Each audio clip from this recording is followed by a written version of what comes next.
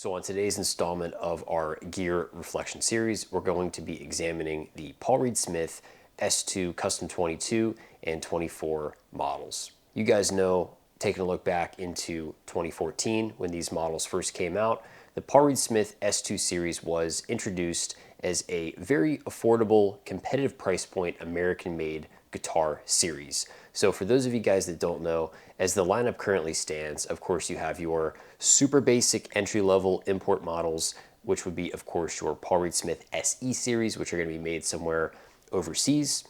Then from there, you obviously have your S2 series, which is going to be kind of somewhere in that middle of the pack. Again, that's going to be your entry-level American-made Paul Reed Smith.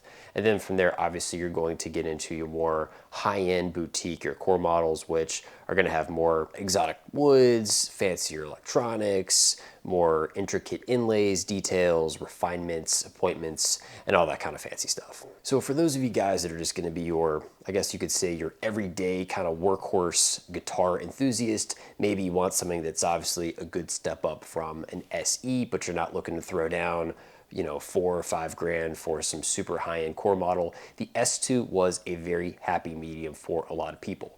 Now, if I recall correctly, back in 2014, 2015, when that S2 first hit the scene, these things were an absolute steal, right around $1,500.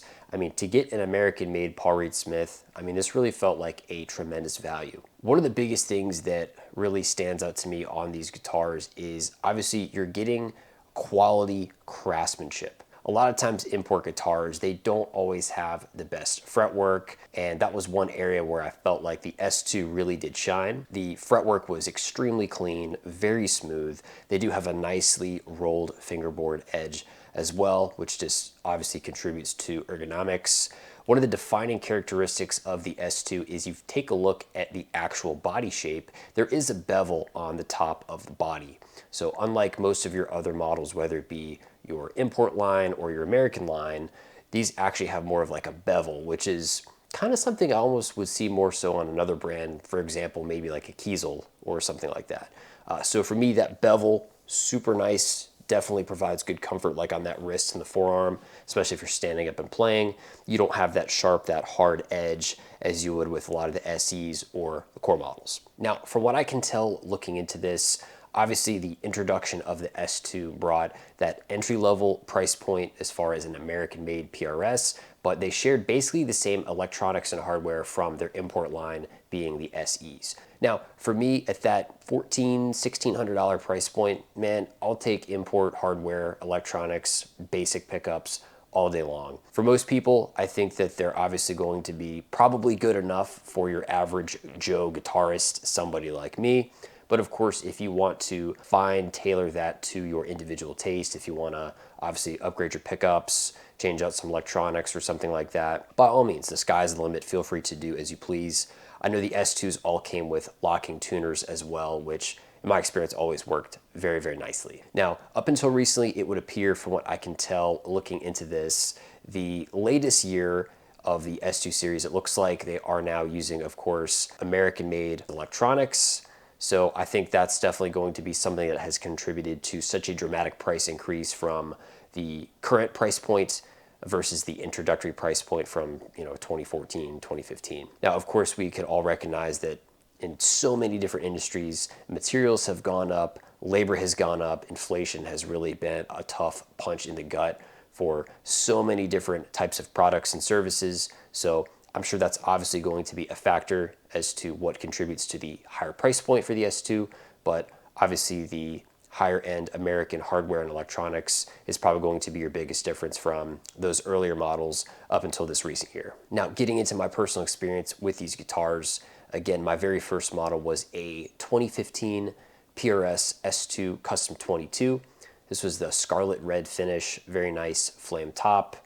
This one had actually an upgraded bare knuckle pickup. If I'm not mistaken, this was the Warpig, which was a very nice kind of modern high output ceramic humbucker. Again, great guitar, very well constructed, no issues with it, very nice, clean fit and finish. My only complaint on this guy, After kind of spending some more time just looking at different models, different brands, comparing, contrasting, at this time that's kind of where I had really figured out that I was more of a slimmer neck kind of player.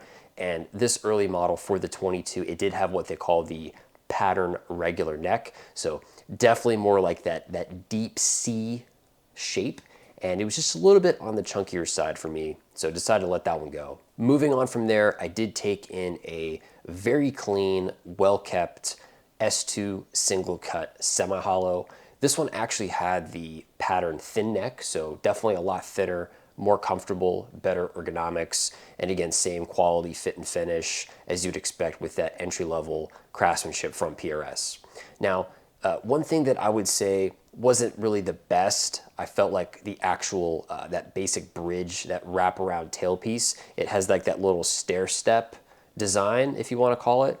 And I know that obviously a lot of people, just depending on your intentions with different string gauges, different setups, you don't have the ability to fine tune the intonation for like each individual saddles with that type of tailpiece. I think it gets the job done. You know, if you're basically just gonna play like, you know, standard tune, 9s or 10s, I think it's definitely acceptable, but a lot of times I might, you know, tune down, maybe go, you know, drop C sharp, something like that. And, you know, instead of 9s or 10s, I might be more like, you know, 11s, 12s, maybe 13s. So for me, I definitely can see value in having individual adjustable saddles for the bridge. So I took that one in on a trade. Again, no problems, just wasn't really aligning with my individual criteria for what I was looking for at the time, so decided to let that one go as well. And then a little bit more recently, just in the past couple years, I did have a 2022 PRS S2 Custom 24.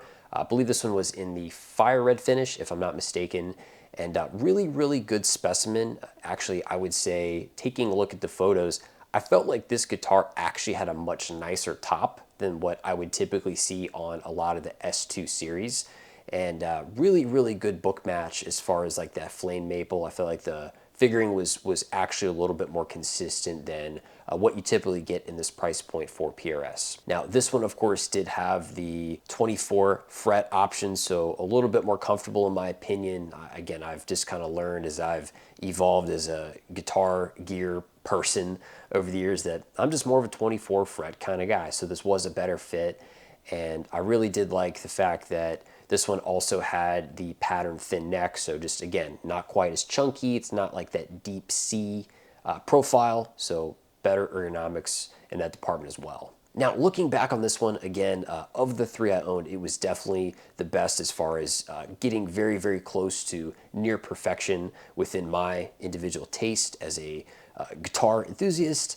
The only thing I really felt like was a bit of a drawback was the gloss necks. That's always something that I have felt that the brand in general does tend to hold back a little bit more interest as far as people that might be more willing to hop on board, just because not everybody wants a gloss neck. I don't think that there's anything wrong with a gloss neck per se. I just feel like if you're wanting to appeal to more people, that just having either a satin or like a tung oil finish, it's just gonna be smoother, it's gonna play faster, and it doesn't get sticky over time, and it's just overall, it's a better playing experience not having gloss. Now, I've seen people, they have removed the gloss off necks. That's totally up to the person, just depending on your commitment to the instrument. For me, I wasn't looking to get too far involved with any modification on this guitar, so decided to go ahead and just kick that one down the road and continue my gear adventures. The other thing I want to talk about with the S2, I did mention that obviously the most recent one I had, that Fireburst Custom 24 from the S2 series, really nice book match top, had some pretty good symmetry in that flame.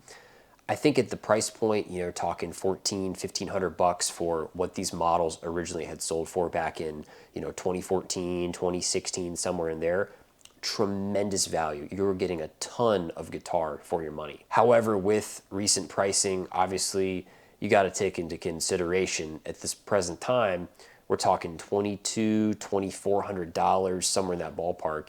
And at that price point, I'm going to be honest with you guys, I think a lot of these tops are just completely unacceptable. I'll be sure to put a couple pictures up just from some recent listings that I have reviewed online. It almost just looks like wood that didn't meet like that minimum grade that maybe got sent back to the wood vendor I'm not too sure, but pretty much no figuring going on, not a whole lot of flame, not a whole lot of symmetry. And I just feel like once you're at 22, 23, 2400 bucks, hey, look, man, I'm paying for a legit flamed maple cap. I need to see some flame. Again, 1400, 1500 bucks. Hey, it's a flame maple top. You know, maybe if it's only, I don't know if they call it a 3A or something like that. I don't think they put specific gradings on their website, but look, I can let that kind of stuff slide at, you know, 14, 1500. But if I'm talking 23, 24, man, like I'm gonna need a decent top, man. I'm gonna need a little bit better grade in terms of figuring, in my opinion. You know, just for the kind of money that you're throwing down to get your hands on one of these. So that is one area where I feel like there needs to be a little bit better consistency. So I really think your best way to go about this, you know, if you are a Paul Reed Smith enthusiast, I would say try to find yourself maybe just a little bit older S2 Custom 24. Take a look on Reverb, check your local listings, maybe connect with some people on Facebook groups. But I've seen these things anywhere used, like really good condition for 1200, 1400 bucks, somewhere in that range. And I would say with confidence, you are getting a lot of guitar for the money. One other last thing I'll mention, I have rarely seen, sometimes you can find these models like an S2 satin, but they're typically just a solid color. Like you're not gonna see obviously like a translucent finish with a figured top, like a flamed maple or a quilted maple or something like that. So a little bit less common, but from time to time, sometimes they'll pop up on Reverb. So overall, great guitars, guys. I would say just be selective when looking at these different listings. As I mentioned before, I really have seen some pretty vast discrepancies as far as like grade of top. So if you are buying new, make sure that you're actually looking at the specific photo of the model you're getting and not just assuming that that's what you're getting based on a stock photo. So just my tips for today. Overall thoughts, sharing some feedback, experience with you guys. I hope you guys find this information helpful. Again, my purpose is just to share my experiences with buying, selling, pros and cons, likes and dislikes, to assist you guys in making decisions about what gear is right for you. So that's all for this one, guys. Leave your comments in the comments section down below. Always curious to hear your thoughts. Be sure to subscribe to the channel if you haven't already, and I'll see you guys in the next one. Have a great day.